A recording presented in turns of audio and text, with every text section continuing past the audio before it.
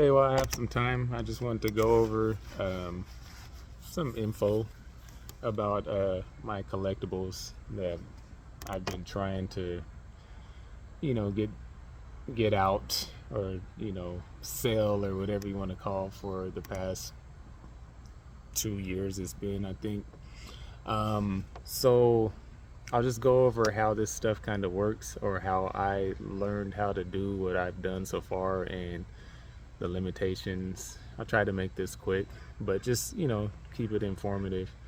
So, one of the big things I wanted to do with my comic series, or my comic brand, is not only bring on other writers and their own brands under my umbrella company, Stellar Eruption Entertainment, but I wanted to create better product than just t-shirts and hats and stuff like that. So, of course I wanted to make toys, because who doesn't like toys? Who doesn't want to, take a comic book that they see and then buy a model or a toy or something to go along with that? So, that was a love of, my childhood.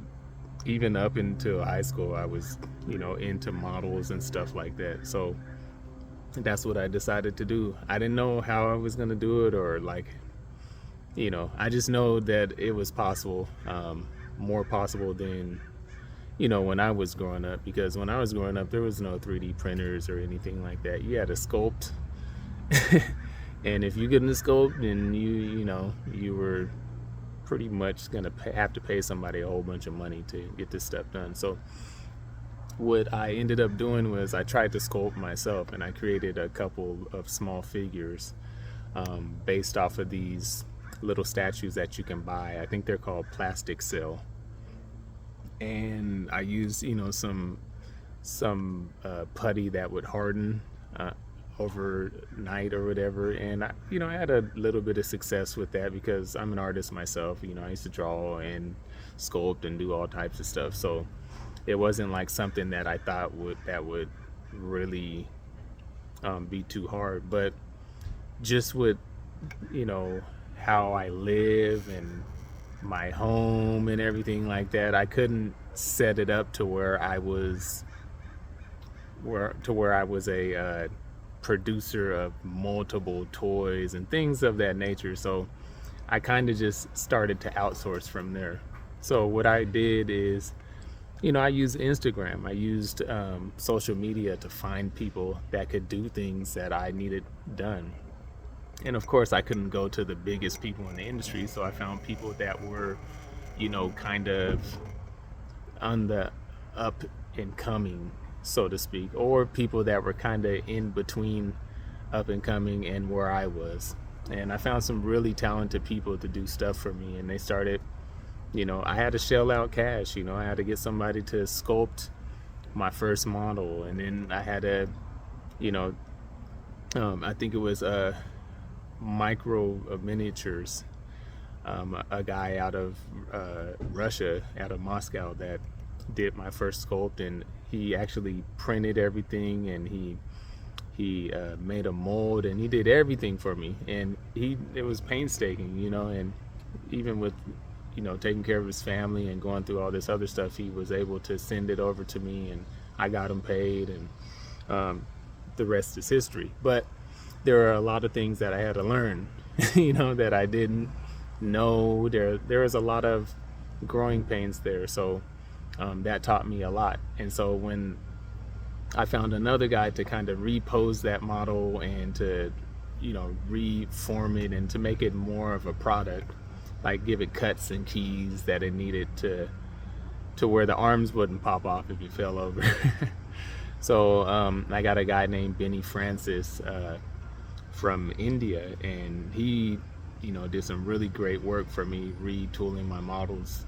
And the rest is kind of history from there when it comes to the overall aesthetic of it. But even finding a printer, Rosen 3D, he's been my go-to guy. There's Soldier Tech now. There's a lot of different people that have made things happen for me and have taught me a lot on the way.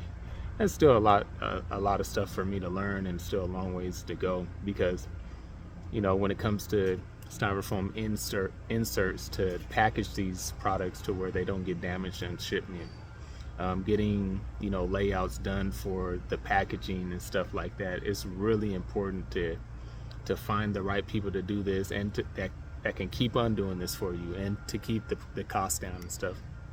So even with that, there's custom resin. He casted quite a few things for me too, and he's currently working on something right now too, that hopefully brings me to the next step. So there's really it's really not an easy thing.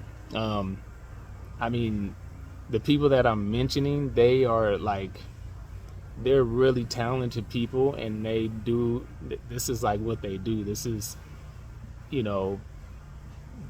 their passion and stuff. So it's not something that you can just say, what I want to do, I want to do collectible figures, unless you got a lot of money, and you got a lot of money to waste, and you got a lot of time,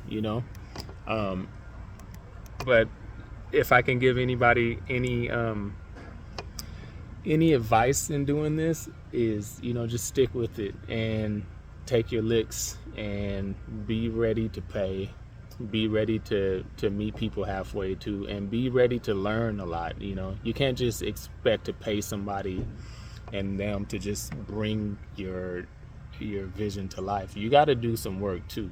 You got to learn, and you got to go out there, and you got to dig around, and you got to surround yourself with the right people that are going to help you. I mean, I'm doing a collectible figure for my good friend Skylar Kinney, the artist of Bones, Thugs, and Harvest and Cavalry Man, for his own Bones, Thugs, and Harvest line, which is Foreign Orange. That's his brand.